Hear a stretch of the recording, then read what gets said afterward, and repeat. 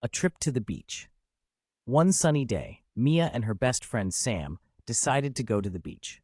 They were very excited because it was their first trip together. They packed their bags with towels, sunscreen, and snacks. Mia brought sandwiches, and Sam brought fruit. At 9 a.m., they took a bus to the beach. The ride was fun. They listened to music and talked about all the things they wanted to do. When they arrived, they were amazed by the beautiful blue water and the soft, warm sand. Mia and Sam quickly found a perfect spot to lay their towels. They put on sunscreen to protect their skin from the sun. After that, they ran to the water. The waves were big, and they laughed as they jumped over them. After swimming, they were hungry. They sat on their towels and ate the delicious sandwiches and fruit. "This is the best day ever," Sam said with a big smile. Later, they built a sandcastle together.